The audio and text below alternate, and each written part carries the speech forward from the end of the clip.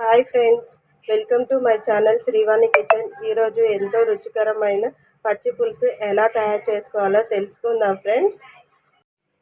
కొద్దిగా చింతపండు తీసుకోవాలి. ఈ చింతపండుని శుభ్రంగా కడిగి పెట్టుకోవాలి. ఈ విధంగా శుభ్రంగా కడిగి పెట్టుకున్నాక ఇందులో వచ్చేసి మనం వాటర్ అనేది యాడ్ చేసుకోవాలి.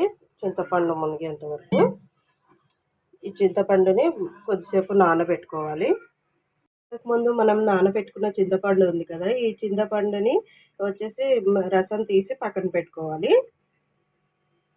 ఈ విధంగా మనం రసం తీసి పక్కన పెట్టుకోవాలి. ఈ రసం మన పులుపు తినేదాని విధానం బట్టి మనం చూసి కొద్ది వాటర్ అనేది యాడ్ చేసుకుంటూ మనం రసం తీసి పెట్టుకోవాలి.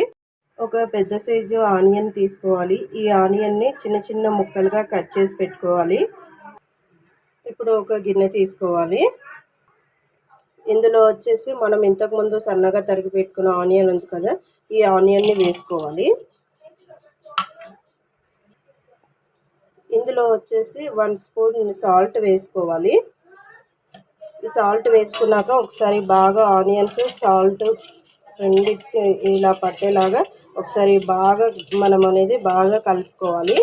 ఆనియన్స్తో బాగా పట్టుకునేలాగా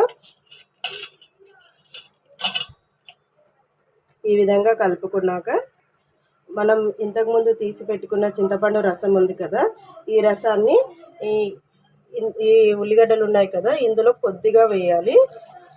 కొద్దిగా వేసుకున్నాక మళ్ళీ ఒకసారి ఇలా బాగా కలుపుకోవాలి. ఈ చింతపండు రసం అనేది ఆనియన్స్కు బాగా పట్టే విధంగా ఒకసారి బాగా కలుపుకోవాలి. ఈ విధంగా కలుపుకున్నాక మిగతా చింతపండు ఉంటుంది కదా, ఆ రసాన్ని కూడా వేసేసుకోవాలి. మనకి చారు ఎంత కావాలో దాన్ని బట్టి ఈ పులుపుని బట్టి మనం చూసుకొని మనం వాటర్ అనేది యాడ్ చేసుకుంటూ ఈ విధంగా కలుపుకోవాలి. ఇప్పుడు స్టవ్ మీద ఒక చిన్న కడాయి పెట్టుకోవాలి. ఇప్పుడు మనం స్టవ్ అనేది ఆన్ చేసుకోవాలి. ఇందులో ఒక పావు నూనె యాడ్ చేసుకున్నాను. నూనె వేడెక్కాక ఇందులో వచ్చేసి ఒక 2 ఎండుమిర్చి తీసుకోవాలి. ఈ ఎండుమిర్చిని చిన్న చిన్న ముక్కలుగా కట్ చేసి వేసుకోవాలి. కొన్ని జీలకర్ర ఆవాలు తీసుకోవాలి. ఈ జీలకర్ర ఆవాలను కూడా ఇందులోనే వేసేసుకోవాలి ఆయిల్లో. ఇవి కొద్దిగా వేగనివ్వాలి వీటిని.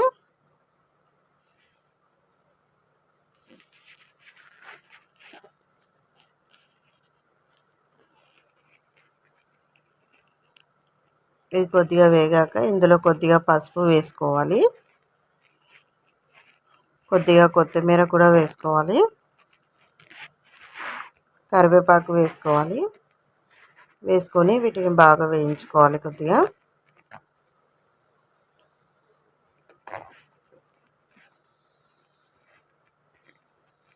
ఈ విధంగా వేగాక మనం స్టవ్ అనేది ఆఫ్ చేసేసుకోవాలి.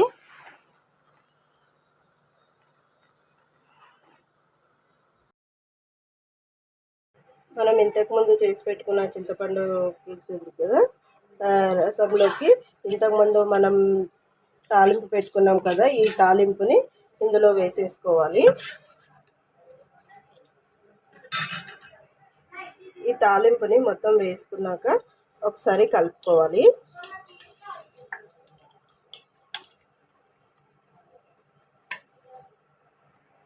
ఎంతో టేస్టీగా ఉంటే పచ్చి పులుసు అనేది రెడీ అయిపోయింది ఫ్రెండ్స్. ఈ పచ్చి పులుసు వచ్చేసి మీ ఇంట్లో కూడా ఒకసారి ట్రై చేయండి ఫ్రెండ్స్. ఎలా వచ్చిందో ఒకసారి నాకు కామెంట్ బాక్స్లో కామెంట్ చేయండి. ఈ వీడియో కనుక మీకు నచ్చినట్లయితే లైక్ చేయండి, షేర్ చేయండి, సబ్స్క్రైబ్ చేసుకోండి ఫ్రెండ్స్. Bye friends.